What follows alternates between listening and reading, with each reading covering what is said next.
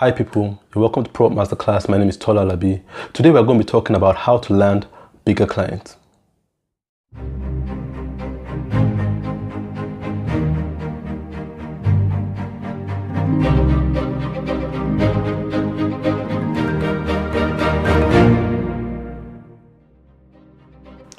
Now I was recently talking to a designer friend of mine and I was asking him how's work, how's business going? And he told me I seem to be surrounded by small clients, and he was of the opinion that there weren't too many big clients out there anymore. And that took me back to my early design days. And I've been doing design now for a couple of years, and I must be honest, I spent more than half of those years making mistakes. And I guess that's part of the inspiration to ProUp Masterclass, to get younger designers to learn from experience. And it doesn't need to be your experience. You can learn from my experience and not make the mistakes that I made, and you can have a shorter, smoother path to being a successful designer. Now, one of the mistakes I made early on in my career was continuously working for small clients and hoping that the big clients would find me. Now, when I say big clients, small clients, I'm not trying to demean anyone, but we must realize that a small client is a client that cannot pay your minimum level of engagement. And a big client is a client that can pay at least your minimum level of engagement. Now, your minimum level of engagement is what we call the last price, the lowest you are willing to take to engage in a project. Now, if you have a client that cannot pay that amount that you've earmarked as your minimum price, your last price, then you put that client in the category of a small client.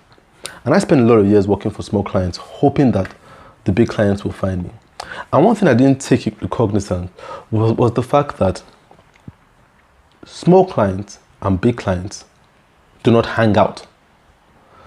Big clients do not take advice from small clients. They do not hang out. You must realize that we as people have a circle of people that are in that have the same earning power as we do. They're in the same wage earning power as we do. Of course, there might be the rare occurrence of having someone that is way above your earning power in your circle, but that is the exception and not the norm. And if you keep working for a particular type of client, he's always going to refer you to people within his sphere of influence. So if the people within his sphere of influence are small clients, then you definitely keep getting small client jobs.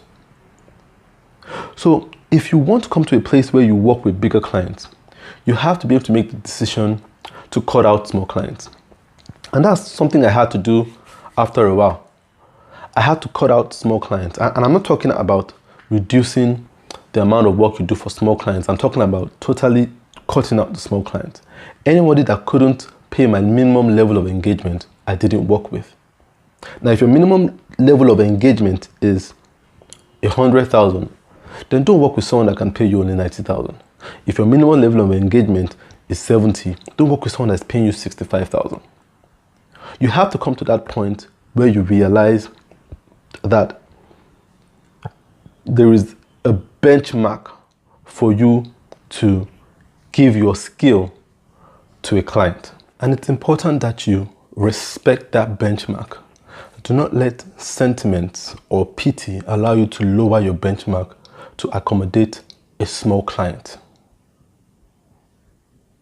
You must respect your benchmark, and you must know that to grow as a designer would involve you having to shed some clients. It's either the clients meet up to your minimum level of engagement or you shed them.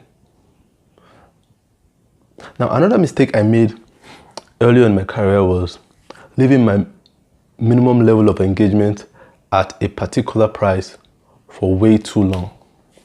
I felt like I couldn't increase my pricing if I hadn't worked with a big company. I felt like the big company had to come first, then I'll be justified to increase my price. But it doesn't work that way. You must give yourself a stipulated amount of time and say after that time, you are going to increase your minimum level of engagement. It might be after a year, after 2 years, after 6 months, whatever, but it must be a short period of time, and you must do this frequently and consistently.